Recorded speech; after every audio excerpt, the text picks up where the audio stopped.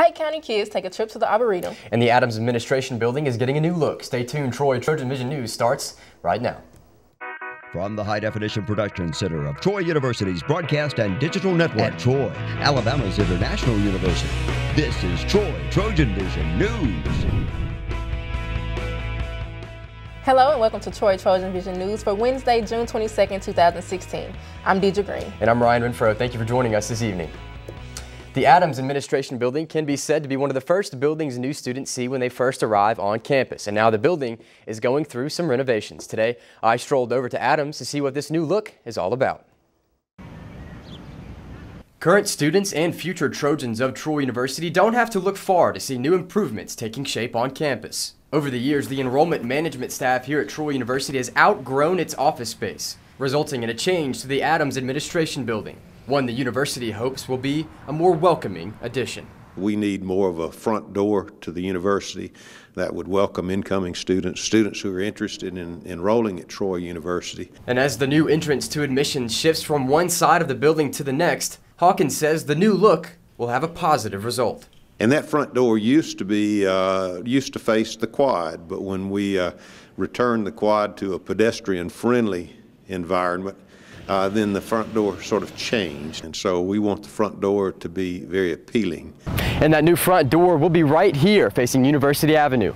And as you can see, it might not look too appealing at the moment, but this project is taking shape. We will create really a very attractive entry point so that new students who are seeking information will be accommodated in a very comfortable and attractive place. Hawkins says the project could take up to 240 days to complete. So though the arrival of this new front door may take some time, the Chancellor says sometimes an inconvenience is simply a mark of progress. We think it's a very progressive state that we'll enter once we've completed that project. So everybody needs to be patient. For now, the admissions office is located on the bottom floor of Bibb Graves. Pike County children and their relatives took a trip to Troy University's Arboretum to learn about the trees and other topics pertaining to nature. This visit is a part of Kids and Kin's Picnic in the Park series. Nathaniel Rodriguez has the story. County Kids and Kin program visited Troy University's Arboretum Wednesday as part of their summer training. The program is for relatives who care for children in the place of their parents, teaching them the proper ways to interact with children. Our program works with relative care providers who do not have custody of the children, who have not adopted the children. They can't be a part of our program if they have a daycare center because there's other programs out there available for those individuals.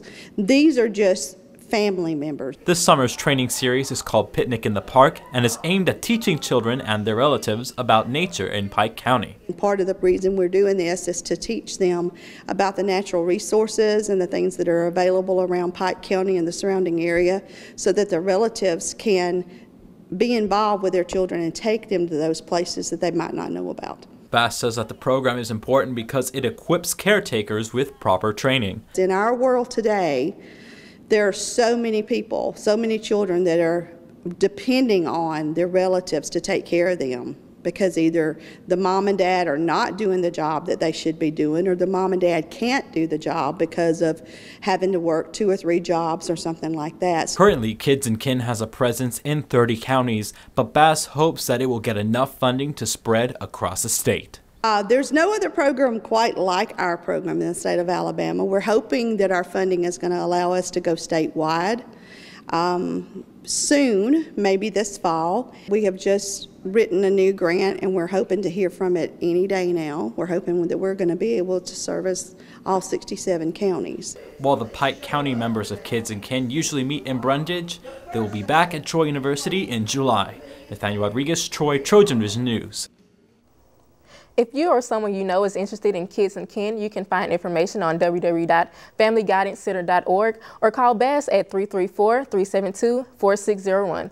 The program has no cost for admission. And now taking a look at news from around the state, authorities say a sheriff's deputy shot and wounded the driver of a stolen vehicle who they say led officers on a car chase in the Birmingham, Alabama area. Shelby County Sheriff's officials said the deputy opened fire on the driver early Wednesday at the end of the chase when the driver left Interstate 20. Sheriff's officials say he was shot after he backed up in an attempt to injure officers.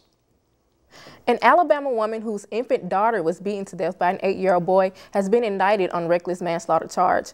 Court documents that were made public this week say a Jefferson County grand jury has indicted Katira Lewis in the death of her daughter Kelsey, who was killed in October. In January, a judge dismissed a reckless manslaughter charge against Lewis and said probable cause did not exist to support the charge. An agreement that would bring back Uber to Tuscaloosa has been reached, although the City Council still must give final approval next week. The Tuscaloosa News reports that most city councilors support the Ride for Hire amendment that will allow Uber to begin operations again. However, they must still approve the matter next week. And if that happens, then Uber representatives say they can be operating in Tuscaloosa 30 days later.